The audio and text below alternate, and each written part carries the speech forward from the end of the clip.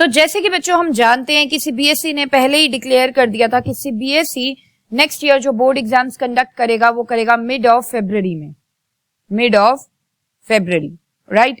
तो आपके जो एग्जाम है इन द ईयर 2024 15 फरवरी के अराउंड स्टार्ट हो जाएंगे, राइट। तो अब यहां पर गिनती के बचे हैं 4 months for the preparation of your board exams. तो अब बहुत से बच्चे ये पूछते हैं कि मैम बताइए कि एक परफेक्ट टाइम टेबल, एक बेस्ट टाइम टेबल क्या होगा जिससे कि हमें ठीक से पता लग जाए कि हमें कौन से सब्जेक्ट पर कितना ध्यान देना है, हमें कौन से सब्जेक्ट्स पर कितना फोकस करना है और साथ में हमें कौन से सब्जेक्ट्स पर कितना टाइम डिवोट करना है। क्या हमें 1 आवर डिवोट करना चाहिए या हमें 2 आवर्स डिवोट करना चाहिए अकाउंट्स पे, या फिर हमें 1 आवर इकोनॉमिक्स पे डिवोट करना चाहिए या 1.5 आवर्स इकोनॉमिक्स पे डिवोट करना चाहिए। तो ये बहुत से क्वेश्चंस बच्चों के माइंड में उठते हैं। तो इस वीडियो को देखने के बाद बेटा आपकी ये जो प्रॉब्लम है ना कि मुझे कितना टाइम किस पर्टिकुलर सब्जेक्ट को देना है, ये सॉल्व होने वाली है।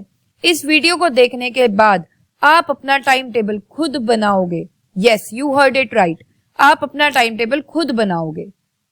तो चलिए स्टार्ट करते हैं हमारी आज की वीडियो। और वीडियो को स्टार्ट करने से पहले मैं आपसे रिक्वेस्ट करना चाहूंगी कि इस सेशन को लाइक कर दीजिए एंड साथ में चैनल को सब्सक्राइब कर लीजिए अगर आप हमारे चैनल पर न्यू है, क्योंकि ये चैनल आपको कंटेंट प्रोवाइड करता है बढ़िया वाला, जिससे कि आपकी क्लास 12 की जो जर्नी है वो बहुत ही इजी होने वाली है।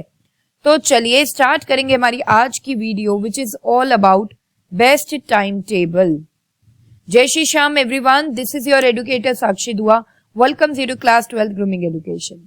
तो चलिए विदाउट वेस्टिंग एनी टाइम बात करेंगे सबसे पहले आपके डेज इन अ वीक की। तो जैसे कि हम जानते हैं कि वीक में 7 डेज हैं starting from the Monday to Sunday, right. तो आपको क्या करना है, देखिए बेटा ये जो 7 डेज हैं इन्हें मैंने स्प्लिट कर दिया है। किस तरीके से? 6 डेज अलग कर दिए हैं, इसमें से 1 डे अलग कर दिया है, संडे को अलग कर दिया है, बाकी मंडे टू सैटरडे का एक ग्रुप बना दिया है। ठीक है, मंडे टू सैटरडे में आप कंटेंट को गो थ्रू करेंगे, आप कंटेंट को लर्न भी करेंगे, ठीक है। लेकिन संडे को आप क्या करने वाले हो, संडे को आपने जितना भी कंटेंट लर्न किया है मंडे से लेके सैटरडे तक आपने उसे रिवाइज करना है, ठीक है। अब ये संडे बहुत ही जरूरी है बेटा, क्योंकि इससे आपकी रिवीजन भी साथ साथ होती चली जाएगी। देखो यहाँ पर सिर्फ बचे हैं गिनती के 4 मंथ्स, तो मेक श्योर आप ये ना करें कि अभी सिर्फ चैप्टर्स को गो थ्रू कर रहे हैं, एंड में लर्निंग वर्क कर लेंगे, उसके बाद रिवीजन कर लेंगे। तो बेटा अगर आप ऐसा सोच रहे हो ना तो बहुत ही गलत ट्रैक पर हो, क्योंकि अब आपके पास टाइम बहुत कम है, सिर्फ 4 मंथ्स पड़े हैं, ठीक है। तो मैं आपको यही बोलूंगी कि जो भी चैप्टर आप कर रहे हो साइड बाय साइड आप लर्न भी कर लो, साइड बाय साइड आप उसे रिवाइज करके भी रख दो। तो इसीलिए मैंने स्पेशली संडे का दिन जो रखा है वो रिवीजन का रखा है। इससे क्या होगा, आपकी रिविजन्स भी साइड बाय साइड होती चली जाएंगी। एंड मंडे एंड सैटरडे आपको ये ध्यान देना है कि आप जो भी कंटेंट आप डेली पढ़ रहे हो, डेली जो भी कंटेंट कर रहे हो, डेली बेसिस पे आपका लर्निंग वर्क भी हो जाना चाहिए। लेट सपोज आपने सोचा कि मंडे को मैं चैप्टर 1 कर लूंगा बिजनेस स्टडीज का, ठीक है। सो मेक श्योर कि आप मंडे को लर्निंग वर्क भी बिजनेस स्टडीज का खत्म कर लो, ठीक है ना। तो साइड बाय साइड सारा कुछ करना, उससे क्या होगा, कॉन्फिडेंस मेंटेन रहेगा, प्लस आपका अच्छे से प्रिपरेशन भी होती रहेगी। अगर आप चैप्टर को उसी टाइम आप लर्न भी कर लोगे, ठीक है, और साथ में आप संडे को रिवाइज भी कर लोगे, उससे ये होगा कि आपका जो चैप्टर है वो फुल फ्लेज्ड आपका प्रिपेयर हो गया है सीबीएसई बोर्ड के लिए। आपको और कुछ अब नहीं करना है, राइट। सो ये आप ध्यान में रखिएगा कि आपको चैप्टर को गो थ्रू करना है, लर्निंग वर्क भी करना है, प्लस रिवीजन भी करनी है साइड बाय साइड, कुछ बाद के लिए नहीं छोड़ना है, ठीक है। तो चलिए अब हम बात करेंगे आपके सब्जेक्ट्स की। तो जैसे कि हम जानते हैं कि there are 5 to 6 subjects of yours, right. जिन बच्चों ने ऑप्शनल सब्जेक्ट ले रखा है उनके 6 होते हैं, और जिन बच्चों ने ऑप्शनल सब्जेक्ट नहीं ले रखा है तो उनके 5 सब्जेक्ट्स होते हैं। तो अब आपके सब्जेक्ट्स को मैंने डिवाइड कर दिया बेटा प्रैक्टिकल सब्जेक्ट्स में एंड थियोरेटिकल सब्जेक्ट्स में। प्रैक्टिकल सब्जेक्ट में यू नो अबाउट, जिनमें थियोरी के साथ आपको न्यूमेरिकल्स भी दे रखा होता है, राइट। अगर मैं बात करूं अकाउंट्स एंड मैथ्स की, तो ये बहुत ही ज्यादा प्रैक्टिकल सब्जेक्ट्स हैं, क्योंकि इनमें जो न्यूमेरिकल्स हैं वो बहुत ही ज्यादा होते हैं और थ्योरी ना के बराबर होती है। अराउंड ऑफ 90% आपको न्यूमेरिकल दिखेंगे, 10% आपको क्या दिखने वाली है, थियोरी दिखने वाली है। और इकोनॉमिक्स की अगर बात करूं तो इकोनॉमिक्स एक लाइट प्रैक्टिकल सब्जेक्ट है। इसमें जैसे कि 80 मार्क्स का आपका इकोनॉमिक्स का पेपर होगा, out of that 15 to 20 marks के आपके न्यूमेरिकल पोर्शन होगा। तो न्यूमेरिकल पोर्शन इकोनॉमिक्स में ज्यादा नहीं है, तो इसको मैं बोलूंगी कि ये लाइट प्रैक्टिकल सब्जेक्ट है। ऑल्दो प्रैक्टिकल सब्जेक्ट तो है क्योंकि इसमें न्यूमेरिकल्स होते हैं along with the theory, but क्योंकि न्यूमेरिकल्स का पोर्शन काफी कम रहता है तो इकोनॉमिक्स को मैं लाइट प्रैक्टिकल सब्जेक्ट में काउंट करूंगी। नेक्स्ट आपके आ जाते हैं थ्योरेटिकल सब्जेक्ट्स, जिसमें आपका आ गया business studies, English, Hindi etcetera. ठीक है, तो ये हो गए आपके थ्योरेटिकल सब्जेक्ट्स। ठीक है, अब बच्चों क्योंकि यहां पर हम बात कर रहे हैं सिर्फ लास्ट के 4 मंथ्स के टाइम टेबल की, तो अब ये वो स्टार्टिंग ऑफ द सेशन नहीं है कि मैं आपको बस ये बता दूं इतने आवर्स आपको इस पर्टिकुलर सब्जेक्ट के लिए डिवोट करने हैं, है ना। क्योंकि स्टार्टिंग ऑफ द सेशन में बहुत इजीली आपको बता पाऊंगी, क्योंकि आपने अभी कोई भी सब्जेक्ट की प्रिपरेशन उस टाइम पे स्टार्ट नहीं की होती। लेकिन यहाँ पर तो 8 मंथ्स जा चुके हैं सेशन के, तो डेफिनेटली कुछ सब्जेक्ट्स आपके बहुत अच्छे से हो गए होंगे, कुछ सब्जेक्ट्स आपके अच्छे से नहीं हुए होंगे, राइट। तो अब आपको खुद यहाँ पे एनालाइज करना है अपने performance in subjects to prepare the time table. ठीक है, तो अब आपको यहाँ पर खुद अपना टाइम टेबल प्रिपेयर करने के लिए करना क्या है, देखिए आपको सब्जेक्ट्स को बेटा क्लासिफाई करना है 2 कैटेगरीज में। ठीक है, एक तो लाइट सब्जेक्ट्स और दूसरे आपके हार्ड सब्जेक्ट्स होंगे, हार्ड सब्जेक्ट्स।